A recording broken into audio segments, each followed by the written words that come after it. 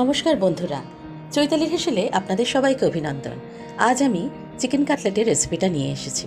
কিভাবে তৈরি করছি তাহলে আসুন দেখে নিই। আমি 250 গ্রাম বোনলেস চিকেন নিয়েছি। চিকেনগুলোকে এই রকম ছোট ছোট টুকরো করে নিয়েছি। এবার আমি নেক্সট স্টেজে আসছি। মিক্সিং জার নিয়েছি, এর মধ্যে এই বোনলেস চিকেনগুলোকে ভরে আমি এটার একটা পেস্ট তৈরি করে নিচ্ছি। চিকেনটাকে পেস্ট করা হয়ে গেছে, এরপরে নেক্সট স্টেপে আসছি। আমি আবার মিক্সিং জারটা নিলাম, এর মধ্যে দিয়ে দিচ্ছি 3টে কাঁচা লঙ্কা, 2 ইঞ্চি আদা, রসুন 12-14টা কোয়া দিয়েছি এখানে, একটা বড় সাইজের পেঁয়াজ কুচোনো আর একটা ক্যাপসিকাম কুচোনো। এবার এটাও আমি ব্লেন্ড করে নিচ্ছি। দেখুন সমস্ত মশলাগুলো বাটা হয়ে গেছে। এবার এই বাটা মশলাটা চিকেনের মধ্যে আমি দিয়ে দিলাম। এবার এর মধ্যে দিয়ে দিচ্ছি ম্যাশ করা একটা বড় সাইজের আলু, সেদ্ধ করে নিয়েছিলাম, সেটাকে ম্যাশ করেছি।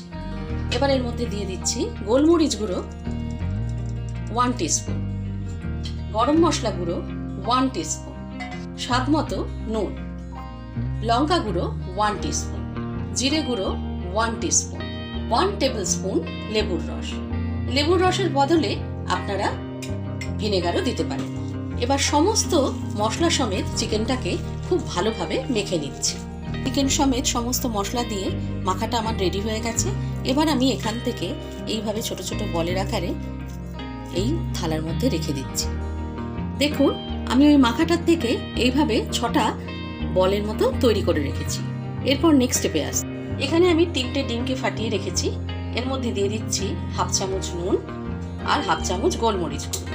এবার ডিমটার মধ্যে নুন গোলমরিচটাকে খুব ভালোভাবে মিশিয়ে নিই। এবার এখান থেকে আমি একটা বল তুলে নিলাম, নিয়ে হাতের সাহায্যে এইভাবে আমি এর শেপটাকে আস্তে আস্তে এরকম ভাবে তৈরি করে নিচ্ছি। আপনারা ইচ্ছে মতো আপনাদের শেপ দিতে পারেন, আমি এরকম ভাবে শেপটা তৈরি করে নিচ্ছি। দেখুন শেপটা তৈরি হয়ে গেছে। এবার আমি এখানে বিস্কুটের গুঁড়ো রেখেছি, প্রথমে বিস্কুটের গুঁড়োতে আমি ভালো করে এটাকে কোট করিয়ে নিচ্ছি। দেখুন বিস্কুটের গুঁড়োটা মাখানো হয়ে গেছে। এবার আমি যে ডিমের মিশ্রণটা তৈরি করেছিলাম সেই ডিমের মিশ্রণের মধ্যে খুব ভালোভাবে কোট করে নিচ্ছি। এবার আবার এটাকে আমি বিস্কুটের গুঁড়োয় দিয়ে দিচ্ছি। এইভাবে আমি প্রত্যেকটাকে তৈরি করে নিচ্ছি। ছুরির সাহায্যে এই সাইডগুলোকে ভালোভাবে এইভাবে একটু চেপে দিলাম যাতে দেখতে সুন্দর লাগে। ঠিক এইভাবে আমি প্রত্যেকটাকে তৈরি করে নিচ্ছি। কাটলেটগুলো সমস্ত তৈরি করে নিয়েছি। এবার আমি এই প্লেটটাকে ফ্রিজে রাখছি, ফ্রিজারে নয় কিন্তু ফ্রিজের একটা তাকে রেখে দেব 10 থেকে 15 মিনিটের জন্য। 15 মিনিট হয়ে গেছে, আমি ফ্রিজ থেকে এটা বের করে নিয়ে এসেছি। কড়াই আমি তেলটা বসিয়ে দিয়েছি গরম করার জন্য। এবার এক এক করে ভেজে নেব। দেখুন তেলটা খুব সুন্দরভাবে গরম হয়ে গেছে।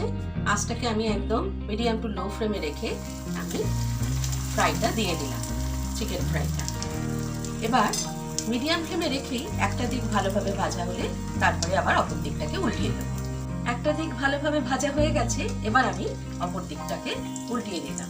এবার অপর দিকটাকেও ঠিক এইভাবে ভেজে নিচ্ছি। খুব সুন্দরভাবে ভাজা হয়ে গেছে, দেখুন খুব ভালোভাবে ভাজা হয়েছে। এইভাবে আমি প্রত্যেকটা চিকেন কাটলেটই ভেজে নিচ্ছি। তবে খুব সহজেই বোনলেস চিকেন দিয়ে তৈরি করে গেলেন একটা অসাধারণ মানের চিকেন কাটলেট, যা বিকেলের চায়ের সঙ্গে একদম জমে যাবে। আমার আজকের রেসিপিটা যদি আপনাদের ভালো লাগে লাইক করবেন, শেয়ার করবেন, কমেন্ট করবেন, সাবস্ক্রাইব করতে কিন্তু ভুলবেন না। খুব ভালো থাকবেন।